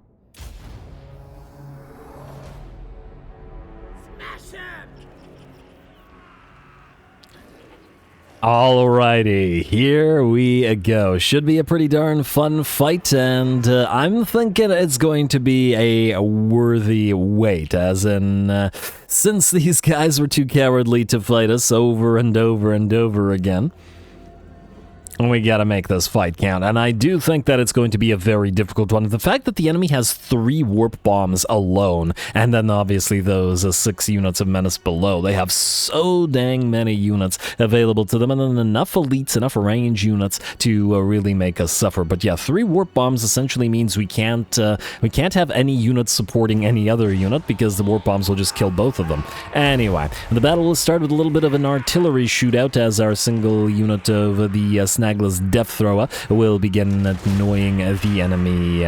Well, actually, they can't range the enemy artillery because the Warp Lightning Cannon's outranges, but what they can do is annoy the enemy Poison Wind Globadiers, the Warp Fire Throwers, basically anything a weapons teams like. Over on the left flank is where we have currently concentrated our Spider Blob. The goal is for the Forest Goblins, which, keep in mind, everybody on our army except the River Troll Hag and the artillery are hidden. They're all in stock. So the enemy is sort of heading towards us, but doesn't really know where most of our units are concentrated. Anyway, the spiders are over on the left flank. They need to get around the entire enemy army and get into their back lines. They have 3, 4, 5, 6, 7...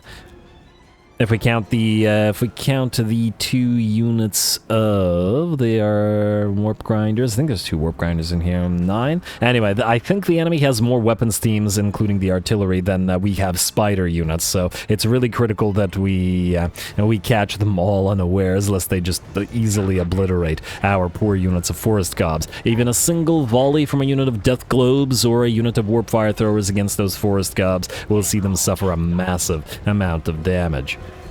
But what can you do? Anyway, Forest Gob's going to back off a teensy bit and allow the enemy to continue to close, and hey, if we force the enemy closer to the forest, that feels appropriate. In the meantime, our hero, despite a gob, Snagla Grobspit, has gotten around and through the enemy army, and is now skittering his way directly towards the enemy artillery crew.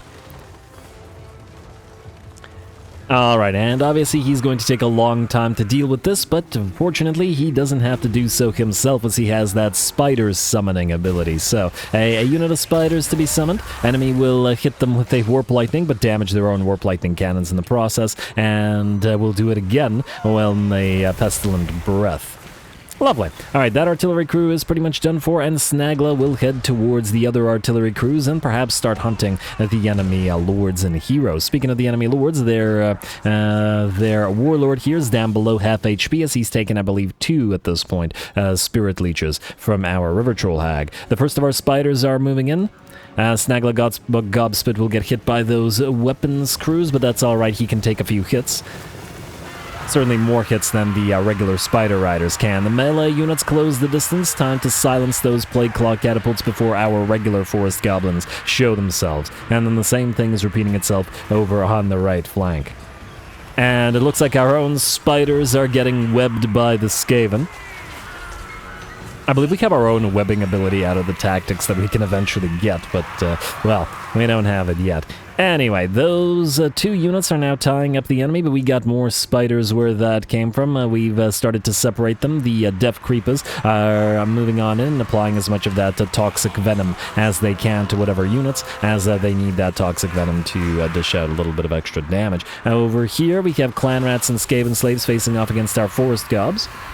But in a one-on-one, the Forest Gobs should be able to fight the Clan Rats, though they would, in theory, lose to units like the Units like the Plague Monks, fortunately we got the Plague Monks fairly heavily debuffed by the presence of the River Troll Hag, as well as the Itchy Nuisance. Alrighty. And these units are looking pretty good. They managed to see 2 units of Clan Rats and Skaven Slaves out, and the unit of Plague Monks pretty much destroyed. Unfortunately, one of our Forest Goblins units is pretty much done for at this point. But the enemy is certainly on the verge of being overrun. The unfortunate aspect of having a sort of very much distributed battle like this is it's hard to tell what is going on, because there's essentially... It's not like a couple front lines smashing into each other. Oh, wow. There goes that Warp Bomb, immediately obliterating this unit of Forest Goblins. I think it's dead. I think 18 is too little, and it won't revive, and then pretty much crippling this other unit as well. Ouch. And that's exactly what I was talking about at the start of the battle. That's 1 out of 3 Warp Bombs, and yeah, that's what I get for having those 2 units too close to each other. But that's just what you gotta deal with when fighting the Skaven. I believe they actually have used a second Warp Bomb, and it damaged one of our Spider units pretty heavily. I believe it was that one that's running away with 20% of its HP remaining. But what can you do? On the bright side, though, even while the enemy continues summoning those endless menaces below, our Spiders are causing absolute havoc in their center. Oh, and speaking of the absolute havoc, what I was talking about to this battle, it isn't 2 lines crashing into each other. It's essentially, you know, like 20 different little skirmishes all over the battlefield. And on top of that, we have to do our best to make sure that enemy units get chased down and destroyed. 1, because Skaven have an exceedingly irritating habit of routing and then rallying and coming back into the fray, and 2, because, well, if we don't, then we'll have to attack the enemy settlement anyway. Fortunately, as we've already seen, the Spiders at the very least are very good at chasing enemies down, and here are doing so with gusto. Alrighty, and the battle is now turning very much in our favor, I believe. It's, well, I mean, not even very much. In fact, it's about 50-50 at this point, but it is in our favor in the sense that mostly enemy melee units remain. We have 1 unit of Warp Fire Throwers remaining. I believe most of the enemy heroes have at this point been also assassinated by Snagla, who's still working on them. And has racked up 12,000 damage in killing these guys off, chasing down a Warlord now. And I believe the enemy... was it this Warlord or the other Warlord that got killed by the Spirit Leech? Somebody had a bad time against Spirit Leech. There is still a Warlock Engineer running around, a Plague Priest, but Snagla can catch him after he's done with the rest of those guys. We don't really have any additional units to spare. Everybody's fighting since we're so horribly outnumbered. Would have been a little bit more even if the enemy was willing to fight our WAAAGH, but not so much. Oh well, still feels appropriate for the cowardly rats to only attack when they have vastly superior numbers. So I can't get too mad about it. And it looks like at last the bounce power has turned in our favor. All of our Spiders are heavily damaged at this point. I think we have 1 unit of Forest Gobs that's still in the fight. The rest have all been super heavily damaged or outright destroyed by the Warp Bombs. And we just gotta do what we can with what we have remaining. Fortunately, though, the Spiders are so quick when chasing the enemy down, there's little likelihood of any enemy units that actually shatter, or break rather, to rally. Like the look of those Death Creepers as well. Too bad we can't get a... once again, I really wish that you could choose your color schemes. Like, the Death Creepers and the Gobos look really similar. Well, maybe not quite there, but close enough in terms of color scheme that it looks like some nice color coordination. And then our own color scheme works nicely with the red Spiders. Especially with the accents on the Gobs as well. I really like both color schemes, and I do wish we could maybe use different color schemes on the range versus the melee units of Spiders. Would make it a little bit easier to pick apart who's who in the battle. And yeah, you can pay attention to who's holding bows in their hands or backs, but whatever. Either way, I'm still thinking that this army, once we split two Arachnic Spider Claw and into two different Forest Goblin Spider armies, this one will probably use the range variants, and then the other one will be a little bit more heavy, because the other one will be all spiders, and then this one is going to be the Forest Gob-centric army. As in without necessarily spider mounts. Anyway, the bounce power shifts finally to 100% in our favor, and though it took a heck of a lot of effort, though we lost many a gob to the ingenuity of the Skaven and their darn warp bombs, we do manage to carry the day. And perhaps it turns out that the Skaven's cowardice in not attacking us was justified after all. Though it is still annoying because we're tier 1 and tier 2 units and the enemy had plenty of tier 3s running around with all of those artillery and weapons crews. Anyway, a really, really nice fight.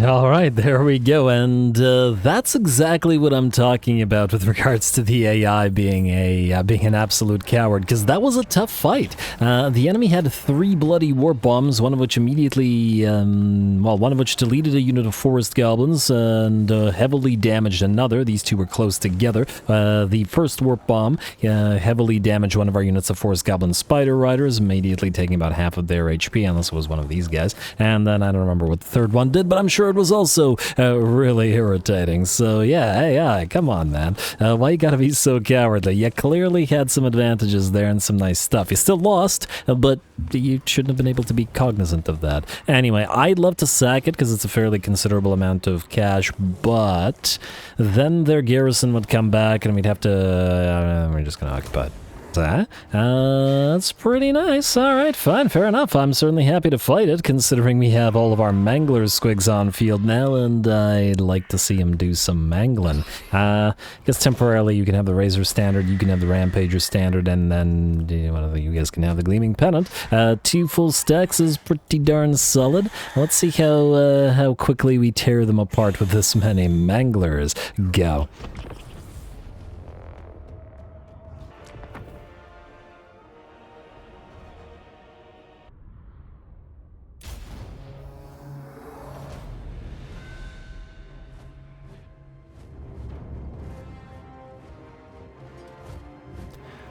Huh, looks like Argor decided to be, or Blorg rather, decided to be silent and not make a pre-battle speech this time around. Maybe he's just excited to feed the Wyvern and those Mangler SQUIGS, which are coming in droves. So, we'll see. Anyway, looks like the enemy will move its Outriders with grenade launchers to try to annoy us, and we're going to see if we can't hunt at least a few of them down with whoever we can, especially since we gotta wait until our reinforcements arrive, as, well, we basically have nobody on field so far. Unfortunately for us, the Outriders are pretty darn quick, and it probably would have just been faster to leave them alone and then kill them off slowly but surely with a gaze of Mork spam from the Orc Shaman, but all good for now. And just drop at least a few of them. There we go with that Wyvern, and if we can lead them to our newly arriving reinforcements, that might make it a teensy bit easier. There we go.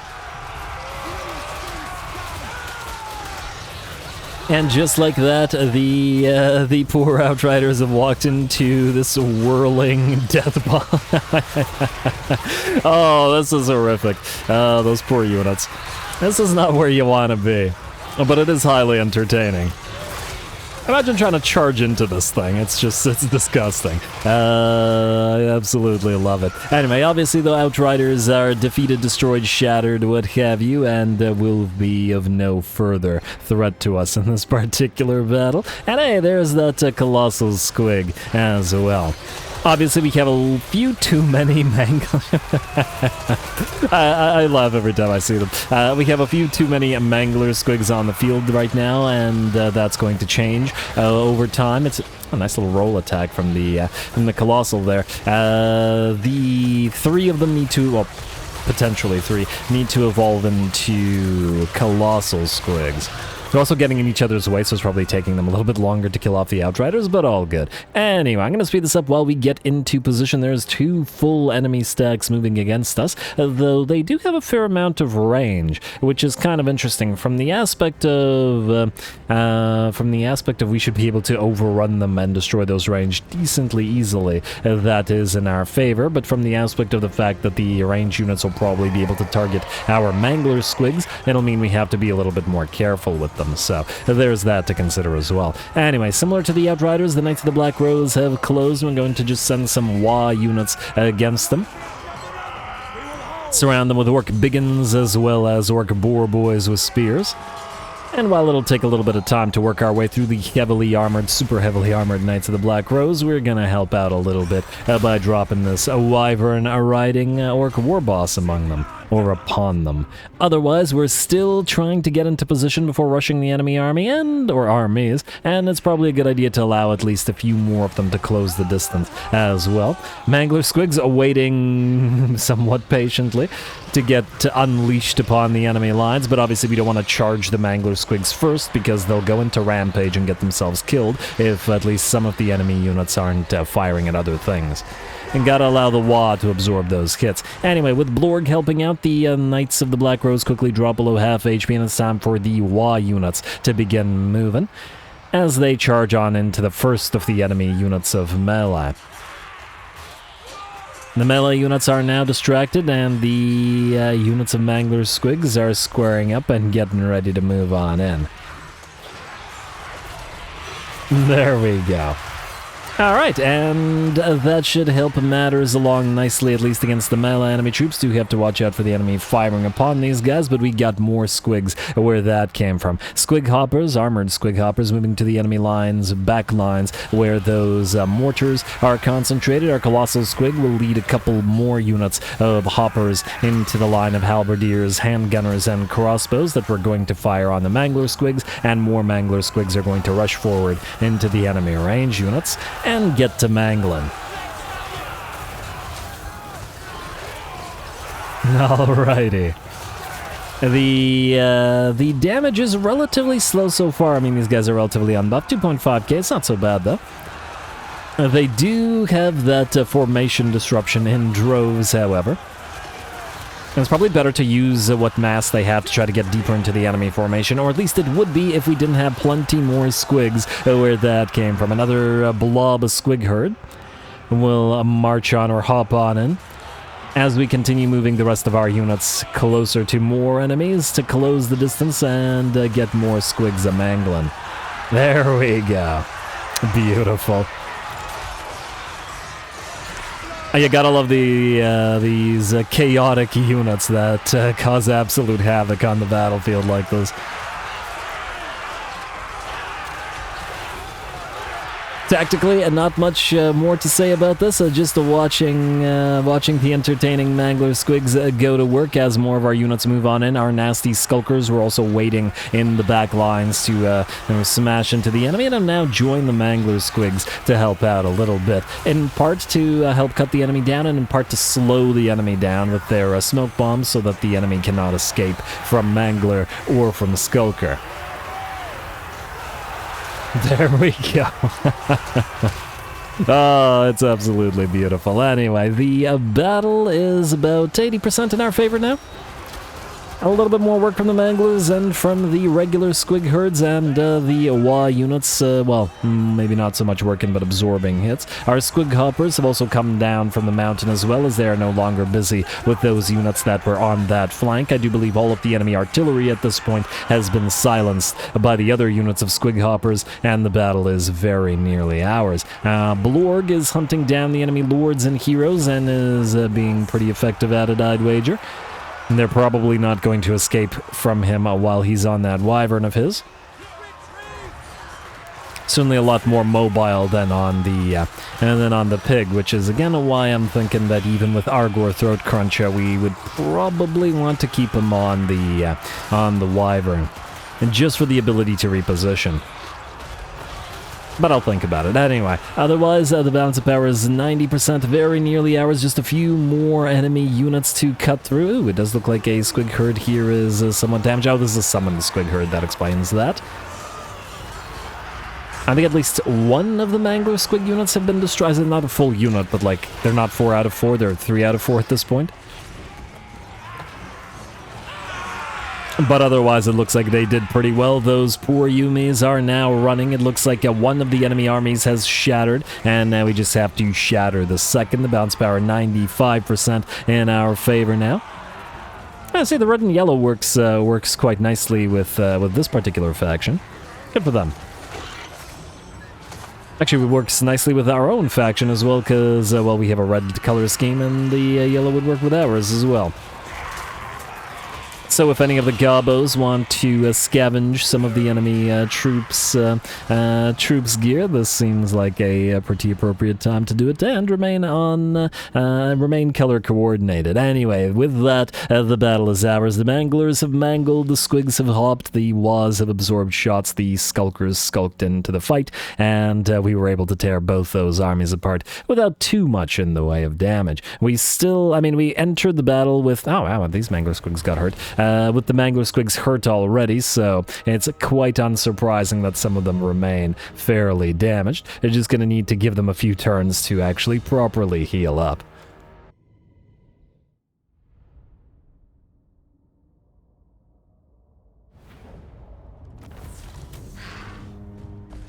Ooh, alrighty, another really nice fight. I don't think this guy survived. It's doing that thing where he gets wounded and comes back. You're lying, game, and I know you're lying. Stop it. Anyway, we waited a long time to get to that end turn, but damn if we didn't get a couple of fantastic battles out of it, didn't we? And yes, I'm repeating myself, but I was really happy with the fights, and remain so. The two enemy armies are destroyed. Our Mangler Squigs did much mangling. Let's see, hovering between 7, 8, 9,000, 11,000 damage on them. Pretty good. We got more out of the armored squig hoppers, admittedly, but, well, that probably isn't surprising. Though, I wonder what the differences in cost between Mangler Squigs and armored, well, not armored squig hoppers, but generally squig hoppers. I think regular squig hoppers cost like nearly half as much as a Mangler squig does, but obviously we need to actually level these guys and get them points and buff them up and everything. Still, they're just so freaking entertaining to watch. I've said it before and I'll say it again, I can watch them all day. Anyway, we're gonna slaughter the captives, which is another great thing about these guys attacking us. A quest has been issued, mighty lord. A great adventure beckons. Be wary, though, for while the potential rewards are great, so too are the perils. Already, so Skarsnik does get the control bonus out of his. Yeah, I guess SFO didn't do anything.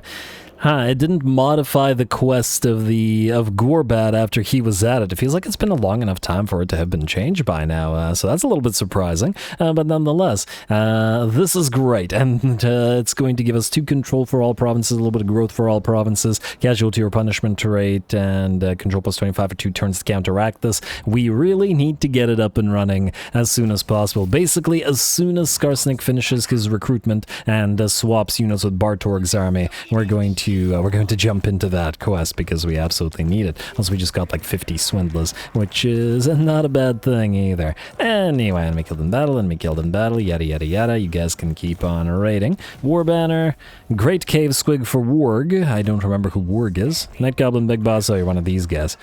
Yeah, you both got the Great Cave Squigs now. Many more Great Cave Squigs to come. Ready for duty. Technology researched. Arachnic Spider Claw is nearly ready. And I only say nearly because we actually need him to be summoned somewhere where we can build up some spiders for him. We got 3 turns until we got Arachnoroks and stuff available as well, which is great. I think we had another territory with spider building, but I think this was the main one. So just before we end the episode, because we're kind of out of time. Oh, you're almost tier 5 as well. Good. Things are coming along nicely.